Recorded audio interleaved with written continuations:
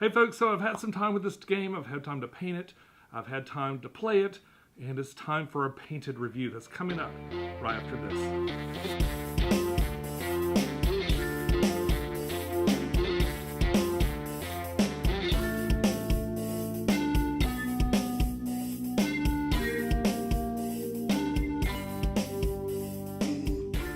Hey YouTube, this is PackTech of PackTech Games, and I've had a lot of fun playing this game over the past couple of weeks. It's got some really unique mechanisms. I was real excited to come back and tell you about it. Now, I know I just did an unboxing for this maybe a couple of weeks ago, and you haven't seen much of me since then. Truth is, I've been spending a lot of my extra time getting this painted and playing it and really checking it out. Now, actually, since I've gotten this, I've actually received at least one other Kickstarter. I'm due to get Hellboy today, actually. It's supposed to arrive at any moment. I've had a chance to play Getaway Driver quite a few times also, so I'll be doing that review right behind this one.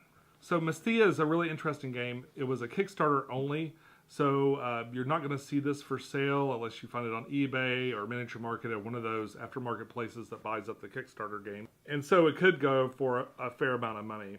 That being said, I had so much fun playing it, I really had to come back and talk about it some more. But of course, as with anything, there's some upsides and there's some downsides to just about any board game. So I thought I'd talk about a few things that I didn't like about it maybe first, and then I'll round out with the stuff I did like. I'll tell you that overall, it's a positive review. I really enjoyed this game. It was a lot of fun.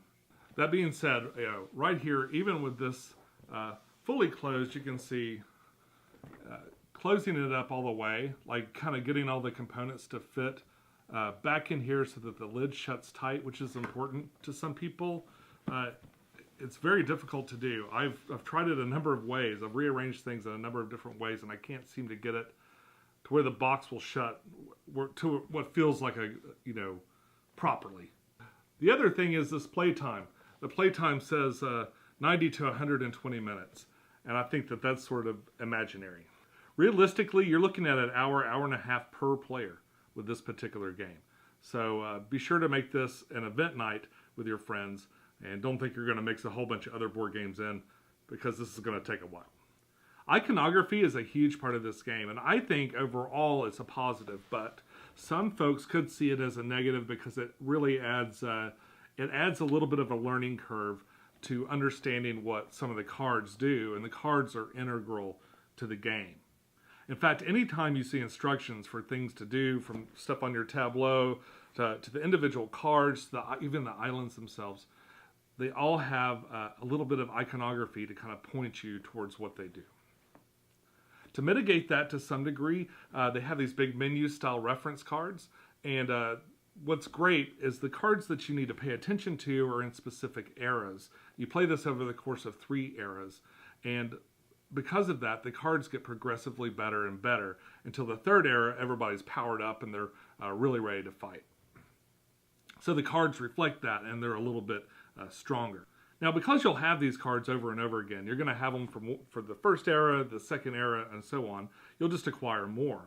Because of that, you've already looked them up previously, and the little icons at the bottom just trigger your memory. You'll be surprised how quickly you'll pick up this little language. Another thing that can happen with this is you can kind of have that runaway winner syndrome where somebody just gets way ahead with a couple of lucky cards or tricky maneuvers. But I did think it was balanced enough that a savvy enough player could probably make a comeback even if they're pretty far behind. Now this game I thought overall was really fantastic. I really had a lot of fun playing it. It took me maybe 2 or 3 turns to kind of get the rhythm going and really understand how things worked. But by the 2nd era, even on your first game, I think you guys are going to have it down enough to really start forming strategies and doing more. And then by the time a 2nd game rolls around, you're going to be deadly. One big positive for this game was the miniatures, and that they included miniatures, and they're beautiful. This game doesn't really need miniatures at all. Like, if anything, I would say it's kind of an encumbrance, because they fill up those little islands that they have pretty quick. So on the 3rd era, if nobody's like killing people off pretty readily, those islands are going to be so full you can't even see what's underneath them. And that can come into play like when a character goes to meditate and they pull a little bit of resources out of each island that they're on. But the miniatures were really well done. They really help if you like to paint like I do. It gives it kind of a real immersive feel. It's really nice. The table looks nice with painted miniatures on it, like any game table. These are definitely worthy of it. They're really interesting characters and just really bizarre. They've got crystals attached to them in all kinds of different ways. And the golems are just sort of these rock and crystalline creatures that are just formed by the willpower of those magic crystals and the people that live around them.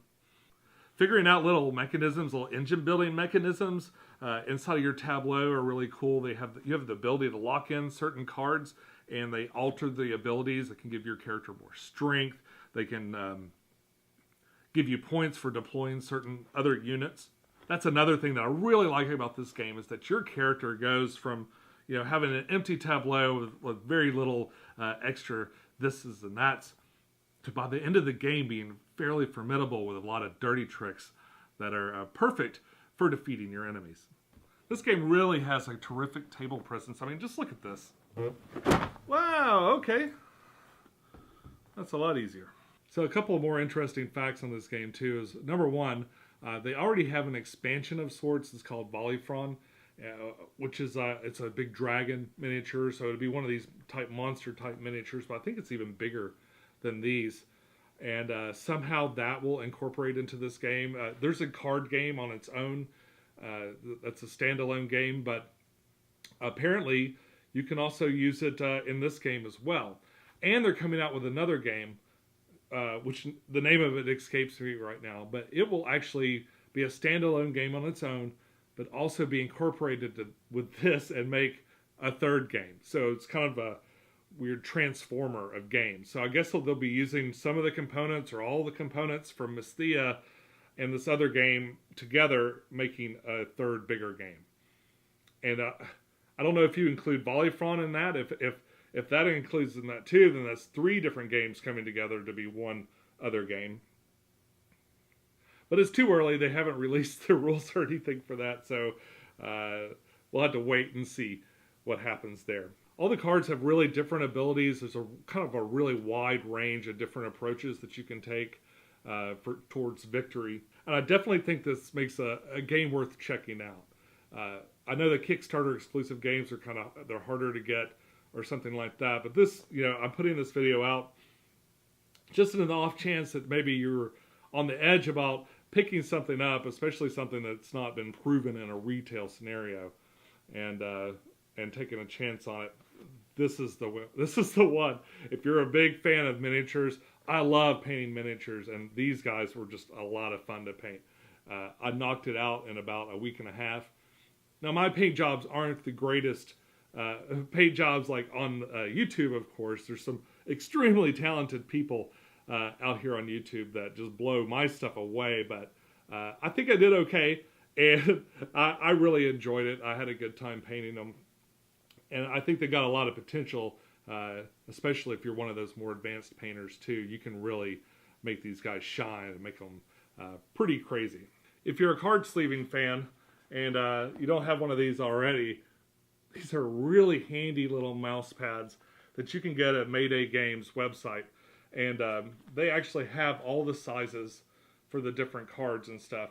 Most of the cards in this game are standard card size, like your regular old deck of cards. Fits those perfectly. Now, of course, there's only 2 sizes of cards in this particular game. We've got these smaller cards, which when I place on the reference mat come out to be like, looks like close to C, which is the mini Euro, like Ticket to Ride USA. They're about the same size as those cards, so you can sleeve them accordingly. And given the somewhat rarity of this game, I definitely would sleeve them.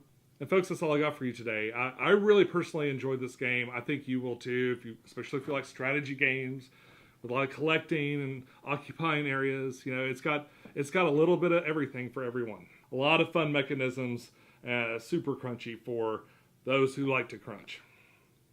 But it's going to take all night, especially if you go with 5-player. I've yet to play a 5-player game.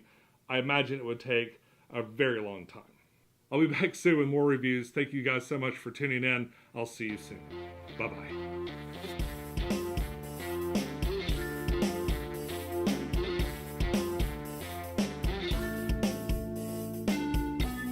Thank you for stopping by. Hey YouTube, this is Tech of Tech Games. And so Mysthea is a fairly... Mysthea?